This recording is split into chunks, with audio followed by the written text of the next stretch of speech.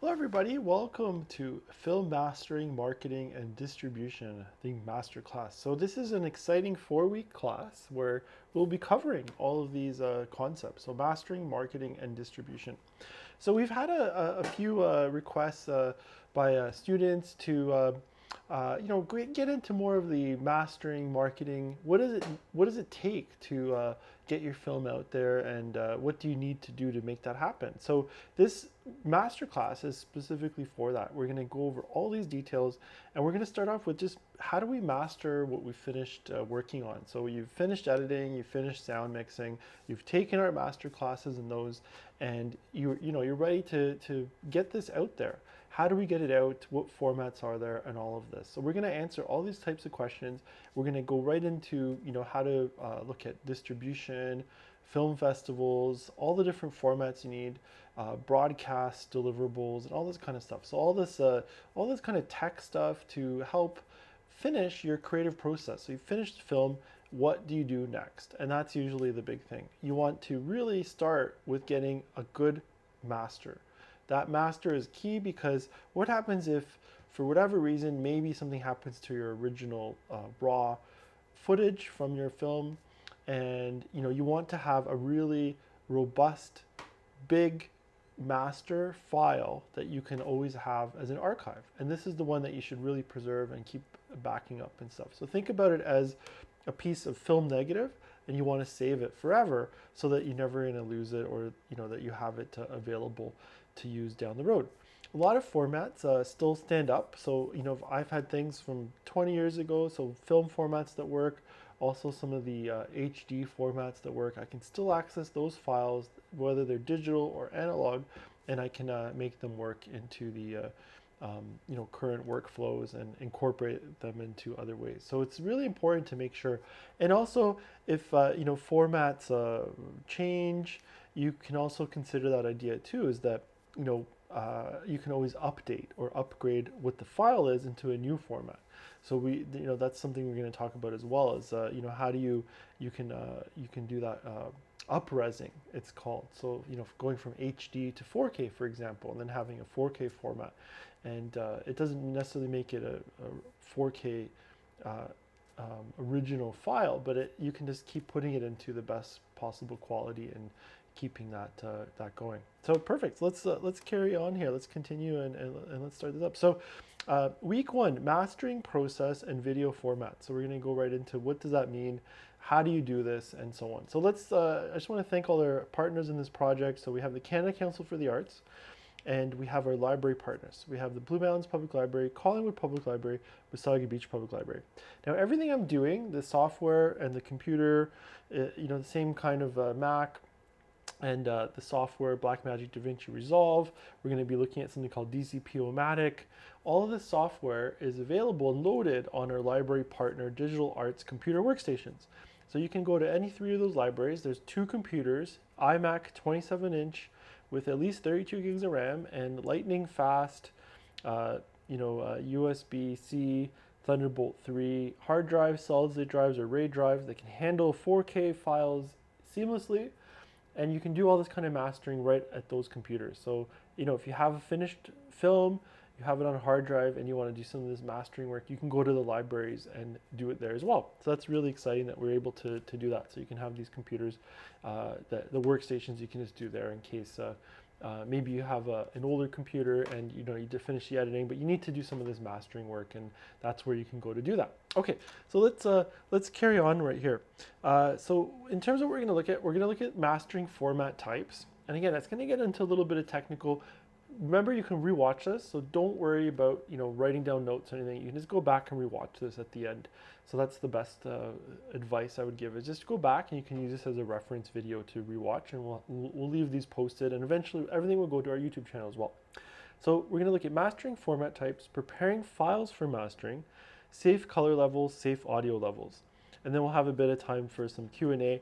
We do have the chat open, so if you have any kind of questions, feel free to just type them as we go, and I can incorporate them into the workshop as we go as well. So we don't have to necessarily pause for a Q&A, but it can be an ongoing Q&A. So I welcome that in the chat, and I'll be checking that throughout. So So that's the good news there. So let's continue on here. So what do mastering format types? So I made a list, and it's not necessarily totally exhaustive, but just to give an idea. And I think this is important. Different types of releases now. We no longer have. It used to be that you'd have maybe just a theatrical release, so it'd be like festival, theatrical, home video, television broadcast, eventually something like that. Way back, would have just been like theatrical, or television. Probably very few films would necessarily have all of that. But now we're talking about different levels of release formats and what we need. So there's an online video release, and that is usually not the best quality format. So those are usually as small as possible, because at the end of the day, online video, just like you're watching me now, needs to be compressed and small. It can't be big and necessarily high quality. Then there's the festival release, and this is where we're getting into more high quality things, where files will be gigs versus megabytes in the social release. So these are called DCP, and that's a digital cinema package, DCP. That's for what you need for a festival release. And then there's something called ProRes, and that is Apple's QuickTime format called ProRes, and it still stands to this day as a really great format that can be used, for HD or Ultra HD 4K formats as well. Then there's a broadcast release, and this is usually still like a ProRes or an XD cam. One of those two is very typical. In the past, it would have also been on a tape. So there would have been tapes called like HD cam or beta cam. So it would have been an actual tape delivery, but pretty much everything's a digital delivery now in these kinds of formats. So online uploading kind of deliveries.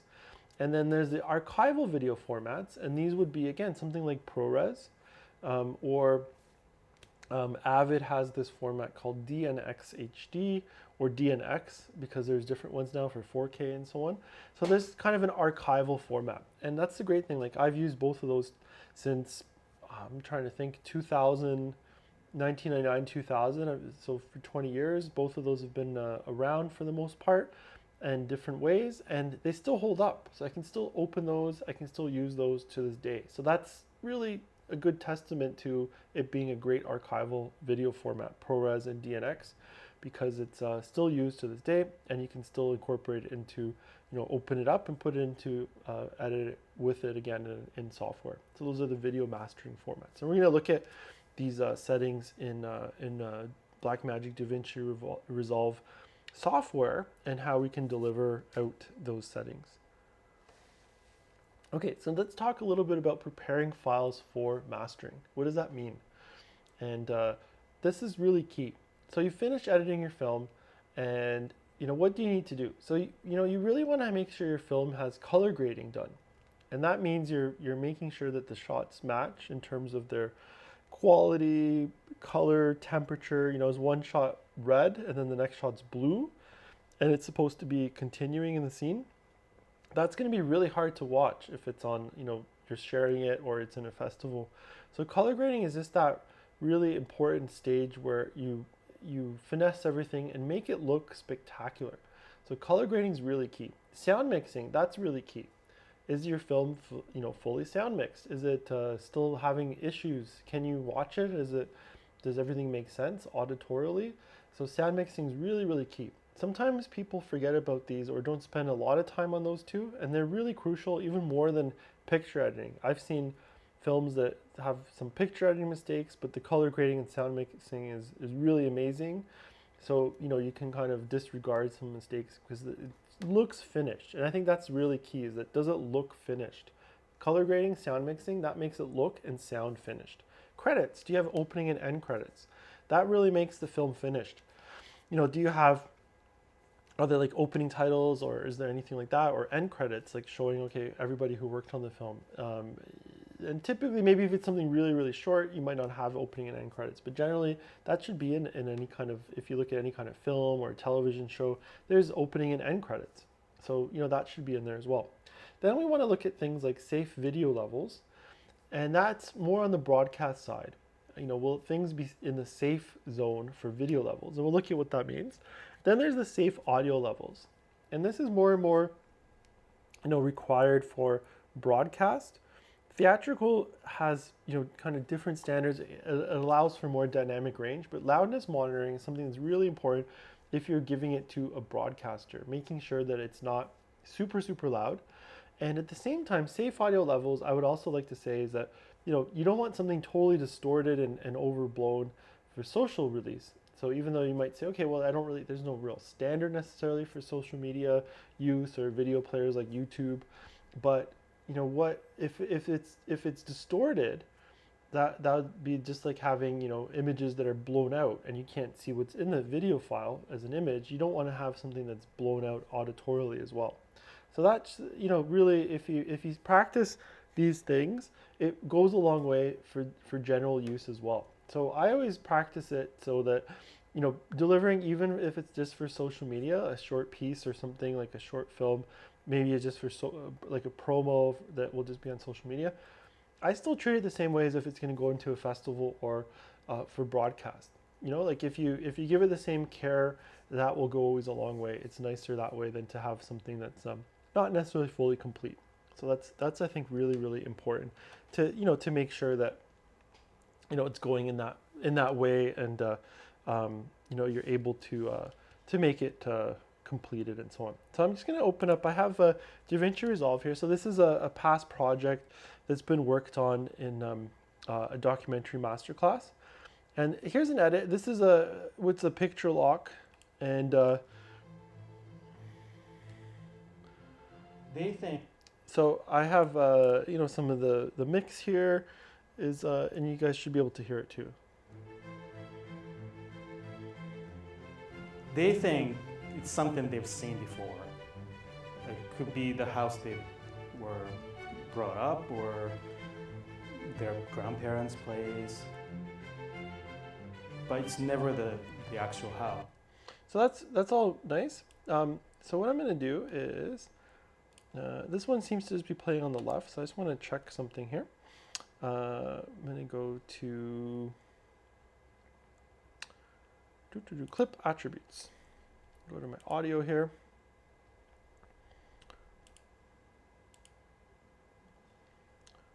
Let's just see how this sounds. They think it's something they've seen before. Okay, so there we go. So let's play on both. So just a little mistake there. Okay, so that's, again, something really important to check. So this has been, like, you can see here, it's been color graded. There's been some of these, the shots working in here. And there's, it's mixed. That's why I use it as a mantra now, wherever. Right, to make it work as best as possible there. So now, how do we find out if it's in safe color levels? Let's go right back to that topic there. So under project settings, I'm going to go to something called video monitoring. There's something called color management under the project settings. So that's under file, project settings. And I can tell it what to do here. Broadcast safe, minus 20 to 120 is the default.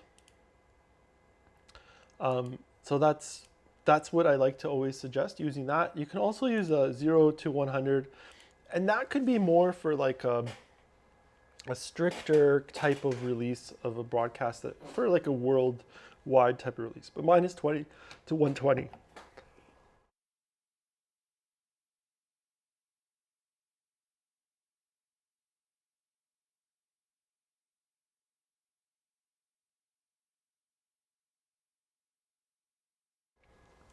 Okay, so you just click on that and say make broadcast safe. And now what it's going to do is anything that was maybe too bright, it's going to just bring it down a little bit. And that makes it broadcast ready and broadcast safe. And that's really, really, really important. So that way you can be within the technical specifications. So again, file, project settings, and broadcast safe. I'm just going to turn it off. And I think our file is pretty good in terms of how it was shot. I was looking, it's not really changing anything. So remember that, broadcast safe, and you just click on that, make broadcast safe.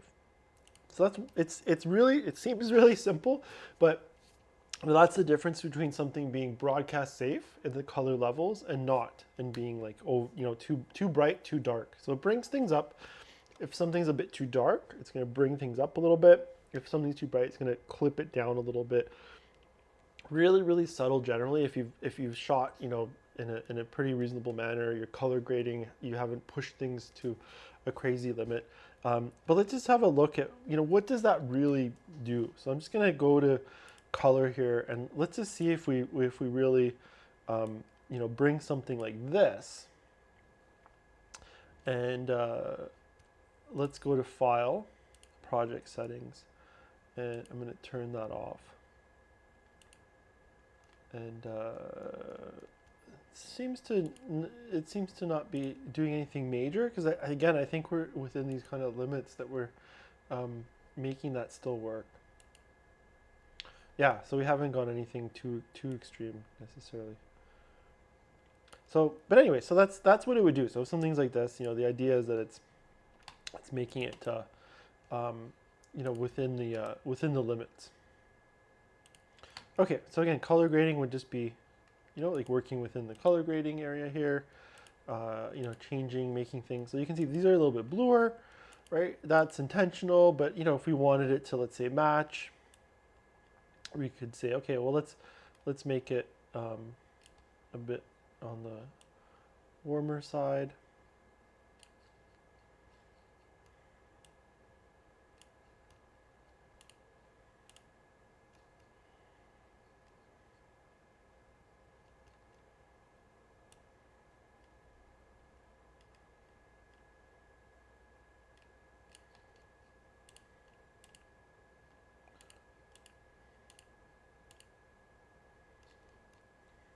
Let me just get out of here for 1 sec.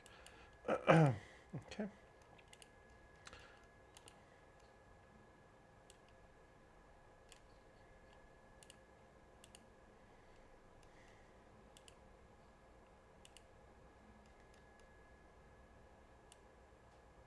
So you can see right here, so if I make this a little bit on the warmer side, instead of it being on the bluer side. Right, so that way it's matching, like these two areas here. I'm just giving that kind of color look there instead of it being too blue.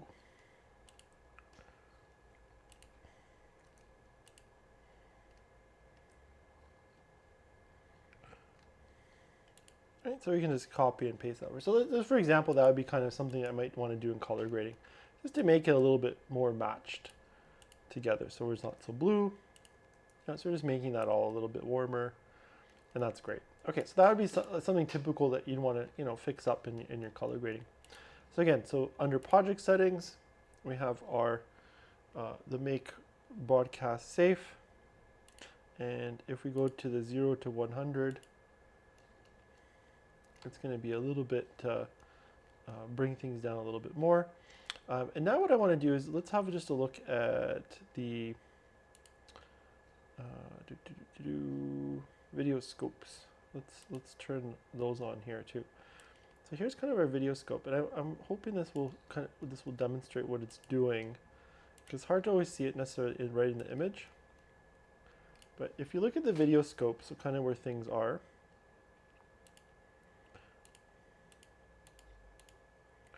and again, it's already in range, so I don't think we're really doing anything major to bring it down, and nothing's really over. So if this was way over, that could be something that would be happening. Let's do something like this. If it's like really up and like something way over like that. Okay. Let's just see what we're doing here. Broadcast safe.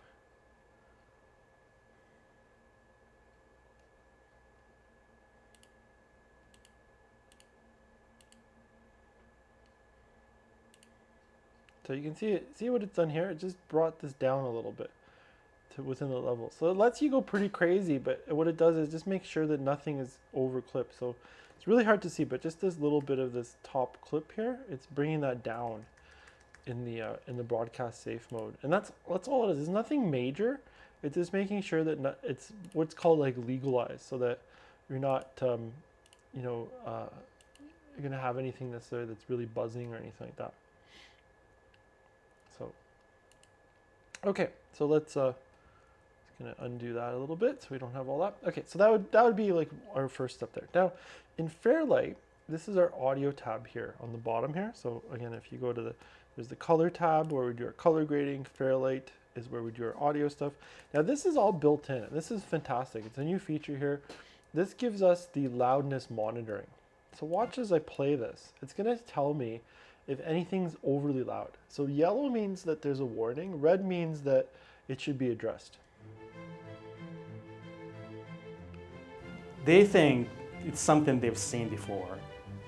It could be the house they were brought up or their grandparents' place. But it's never the actual house, but something in their mind resonates with their memories.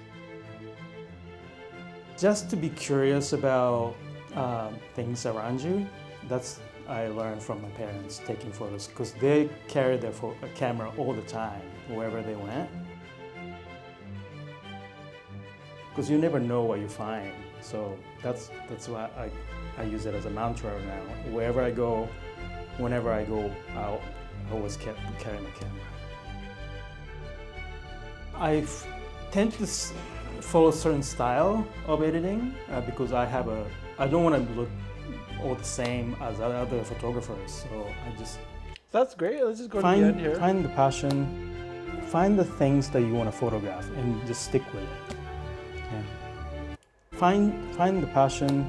It's just there on the yellow, and we haven't really hit anything red. So if this was like significantly louder, things that you want to photograph. Okay, so you can see that it's going plus 24.3, and sorry if I've scared everybody. That's whenever you see those like red things there. So find the passion. See right there, plus 3.7. So let's just have a look at that. What does that mean? So what we probably want to do is just reduce that down a little bit. Find the passion. Find the passion. I'm just going to take it down just a touch. Find the passion. So you can see now we only have plus 1. Find the things that you want to photograph. And that's just a bit too loud there. I'm just going to minus 0.5. Find the things that you want to photograph and just stick with it. So everything's yellow. And that's all we need to do for loudness monitoring. Just making sure that everything is yellow, and that's it. And we're all good from that. And then you can hit reset, and then you can do it again because it's going to keep looking at the cumulative. There's no timeline where I thought I'd be pro or semi-pro. Perfect, right? So once you've established that everything in this under the short is just in the yellow warning area, that means everything's within loudness range. So then your sound is mastered as well. And that's all you need to do for the sound part of the video mastering. So you've color grading, broadcast safe, then we put on this we look at the loudness monitoring and we make that work as well. Now the next thing we do is we go to the delivery tab. I'm just going to close these waveform scopes off. And delivery, we want entire timeline. And there's a bunch of presets here. So I talked about them earlier. And here we can do these straight presets as well.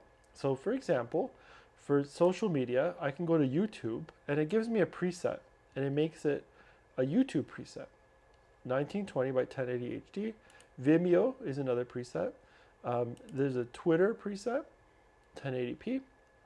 Right, so these are super easy to use. You just click on these presets, and then you have to choose where it's going to go. So you go browse, documentary cuts, and I can just say Kita documentary, the subject, his name, and YouTube. YouTube, I like to say what it is too. So YouTube HD. Okay. And then what we need to do is add to render queue, and then we can run all these renders after, and we just load them all up. So you can load up, 5 or 6 different kind of renders to put in the render queue, and then it can just go from there. And that's really the beauty of it, that it can work that way.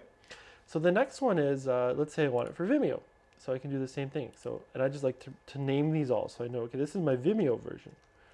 And it's all preset here, so you don't have to really do anything at all. Add to render queue, so now I got my Vimeo, I got my YouTube. Now here's the ProRes one, and this is all ready to go. Now here, let's identify a couple factors here. So again, I need to just call it what it's gonna be. So I can say Kita documentary ProRes master. And now here I can identify a few different things. So I can change the resolution. So it could be, Ultra HD if that's at 1920 by 1080. So that's where we can change these resolutions as well. You can see the first ones here are just 1080 in their designation. And now in ProRes, it could be any kind of resolution. So it could be 8K. It could be Ultra HD, or it can be 8K Ultra HD. It can even go, then there's other formats beyond that as well, some of the film formats too. So any kind of ProRes thing can go that. So the frame rate is what it would be done as originally. So in this case, 23.98. Now here's a big difference. So the type, and let's just get into this. So there's a couple types. We can do Apple ProRes 422, and that refers to the color sampling. So there's like 4 red to 2 green to blue. So it's not 444, which is basically called uncompressed. And you can see down here, there is this 4444, which is the uncompressed one. It makes a really huge file size. So traditionally, you just use 422 HQ or 422. Now HQ gives it a 10-bit color depth. So I recommend that. It's a bit bigger, but for short film, it's really shouldn't be a big issue in terms of the overall file size. So that's the ProRes 422 HQ. In terms of audio, we can say the sample rate same as project. Bit depth here, we're gonna wanna have 24-bit for the mastering versus 16-bit. So right here, bit depth, I always go to 24 instead of 16. And you wanna tell it to also use the stereo output track so that it's going from the stereo output track. And then I would add that to the render queue as well. And then in terms of making these all work, I just click on these, hit Command, and then we can hit render 3, and it's gonna show me as it renders through. And you'll see that it doesn't take too long. So it's working here, up here, it tells me how many frames per second. It's working at 132, 130. So it's, almost 5 or 6 times the real time of it. So, a couple minutes will take about 30 seconds. It's telling me about 45 seconds to render 2 minutes. So overall, maybe about half is the final kind of running time, just with what's required. And I'm just going to render these because what I want to do is I want to show you what they look like after, and we'll look at some of the file sizes that are accomplished through these master formats. So you can see you just load up all 3, and then you just let it do its thing. And all this can render. You might have 12 different formats, and you can just put them all into the render queue, hit like render all, and then you're doing them all at once. You can go and have lunch, come back a couple hours later, and then everything can be done and rendered for you. Now what's really important is once it's rendered is to actually check it and do what's called a playback. So you want to finish with watching the render, making sure that everything's okay in the render, because the worst case would be what happens if the audio wasn't on, or something happened like that, right? So let's just have a look now at what does this look like in terms of it should be here in my documentary film editing cuts. Yeah, here we go. So this is what we did today. So you can see by labeling, I know exactly what's what. So here's my YouTube HD. And then in terms of information, it's 10.2 megabits per second. I'll just zoom in over here a little bit. So you see all the metadata here. It's total file size, 175.9 megabytes, 1920 by 1080, 16 by 9 ratio. Here's the file name, YouTube HD. So I know it's for YouTube. H.264 is the format, and it's a .mov QuickTime. 10.2 megabits per second, which is fine. And you can see, it looks pretty nice. And again, I would just do the playback. Tend to follow a certain style. To make sure that you can, that it's playing and there's sound, and there is, so that's good. Now let's look at the Vimeo one. this one is very similar, 10.2, 176. So you can see the settings are giving us similar results. H.264. So I would say the Vimeo and the YouTube is probably the same, but again, there's this preset so that you can do that differently if you have a specific Vimeo one, specific YouTube one. Let's look at the ProRes now. So look at this file size. From 180 gigs, we went to 2.97, 180 megabytes, I should say. We went to 2.97 gigabytes. So, you know, we're drastically larger. We're 20 times, 25 times the size of what we were originally. So it's huge. Our megabits per second, it used to be 10. This is 172. Again, 20 times the megabits just for the bandwidth to play it back.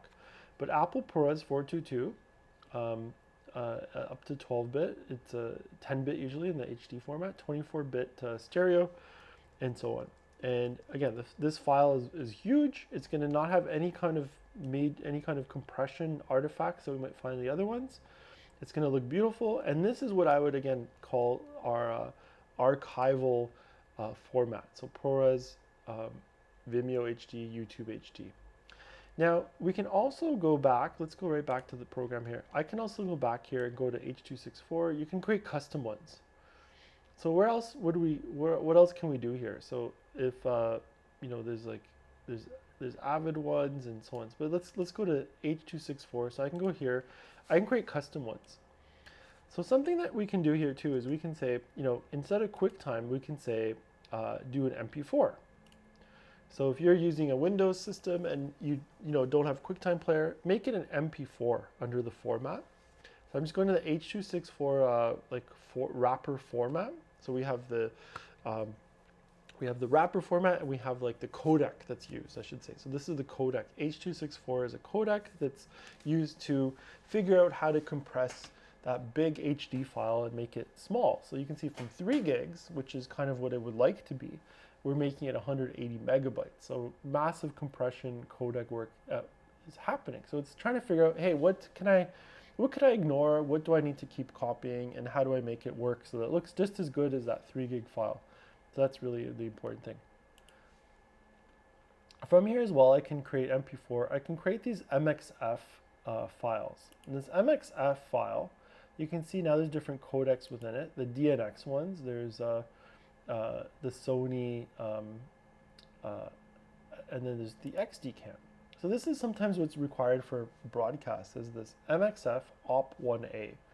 So again, you'd get all these specs. So if you're working with a broadcaster, they would be giving you specs and saying it needs to be MXF OP1A, XD-Cam format, this kind of color sampling, audio needs to be 24-bit, stereo, so on. So you get all the technical specs. So you want to make sure you're delivering to those technical specs, and this is where you would set it up in this custom settings under the H.264 or under custom as well. And that's it. And then, so under audio, again, you can see, okay, what should it be, 24-bit, so on. The file name you can put there, and that's how that would work. So that's where we can find those XD-Cam settings. IMF is another format that is used to deliver to things like Netflix. So this is where you go to IMF, and it makes JPEG 2000. So these are basically still images made into like a video, and it's RGB HD. There's also HDR, which stands for high dynamic range. So this gets really, really complex, but you can create an IMF output that is Netflix specific. So you would get that kind of idea. Look at this, 250 megabits per second, maximum bit rate. So it's a really big file size. It's good quality, and it's a generic input here. So format, it's an IMF format, and that's what goes to things like Netflix and stuff. Okay, so that's kind of a run through of what we would do in here. So now I made the ProRes, and what we can then do is we can go to something called DCP-O-Matic. So just click on that, open it up, and this is what we would use to create a digital cinema package. And I'm just going to get started in this, and I don't know how far we're going to necessarily get, but we'll review this again. But let's go to documentary film editing cuts. We're going to take that big ProRes file. So you take your ProRes, and I'm going to, we just drag the file in here, if I remember. Maybe not. No?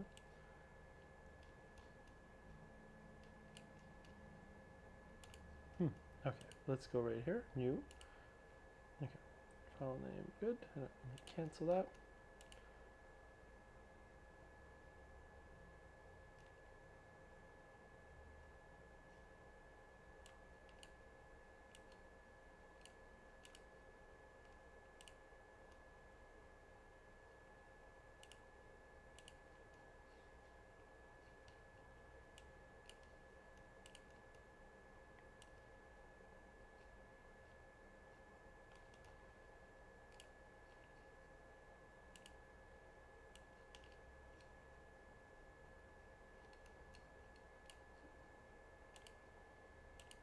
It's trying to, it's being a little bit.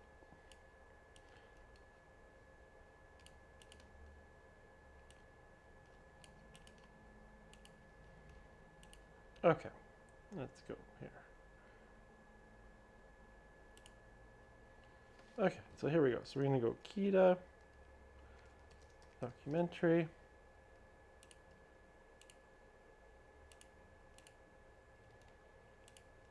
Let's go okay. Okay, so now we need to call it something first. So we just do that file, the new file, Kita documentary. And now we can just, we should be able to just drag these files over. I guess it needs to be done manually. So add file. I'm just going to go to where it is.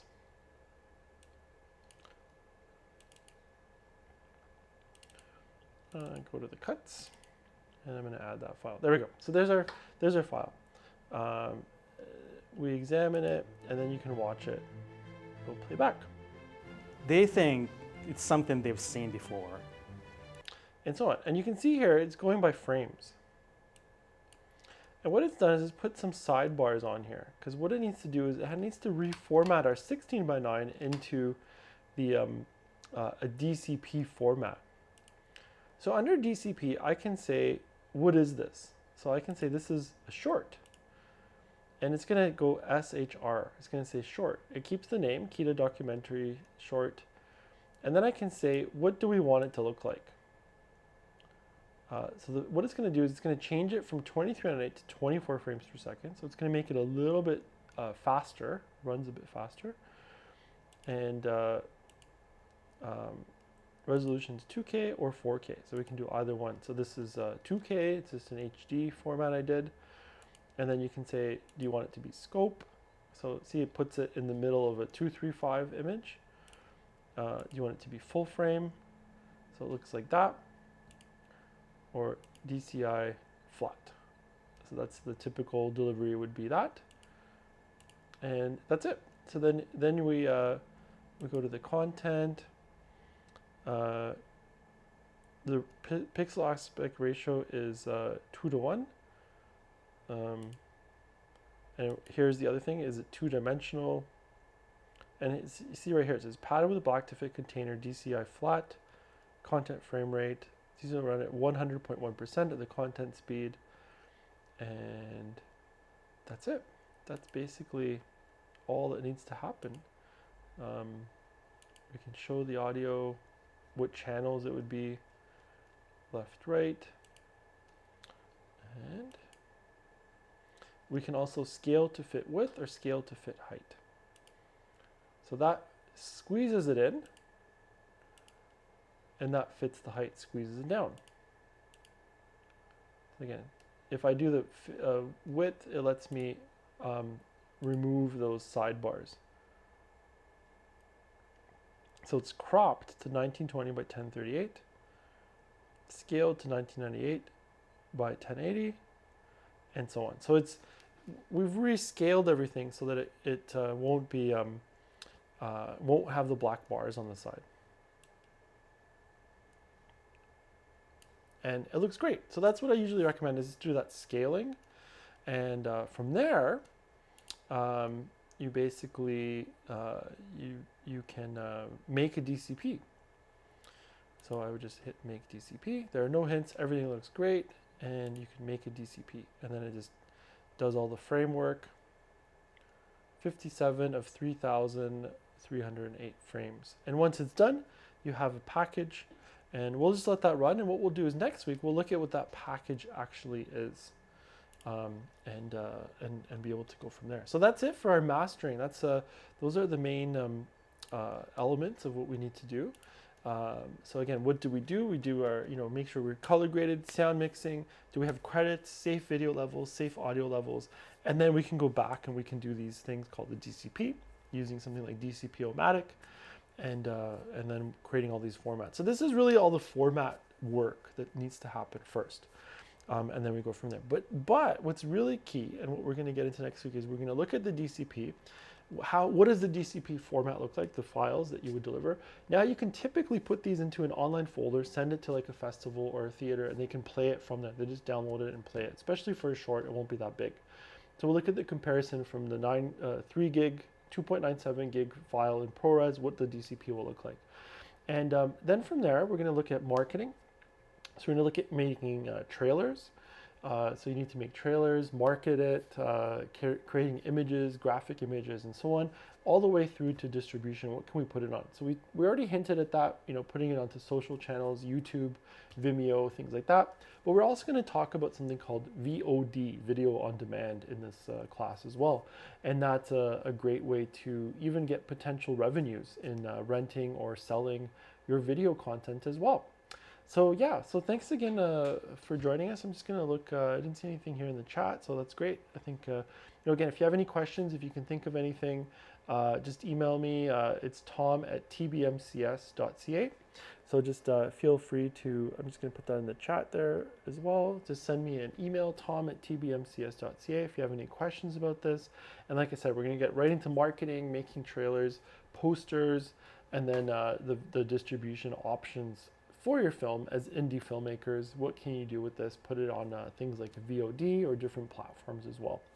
So again, thanks for joining us. I want to thank all our partners in this project. So we have the Canada Council for the Arts, and then we also have our library partners. So we have the Blue Mountains Public Library, Collingwood Public Library, Wasaga Beach Public Library. And that is where you can access these digital arts computer workstations, our iMacs, 27-inch, loaded with hard drives, all the software here, DaVinci Resolve Studio, DCP-O-Matic. And I should mention too, DCP-O-Matic is like a free piece of software that you can just purchase by, you can offer donation, but it's like an open source free to download. But I recommend, maybe you'll see that it's an amazing piece of software. You can always put a bit of money towards the author of it to help them continue programming and making such a great piece of software that can be used for digital cinema package creation. So that can be accessed as well. And DaVinci Resolve, the non-studio version is a free download too. So all of this you can access for free at your home computers as well, everything we're showing. So thanks again for joining us. I hope to see you guys next week. You can rewatch all this, so feel free, right when we're done, you can rewatch it and then enjoy going through the process, and we'll get right into more marketing next week. Thanks again. Have a great rest of the day, and take care.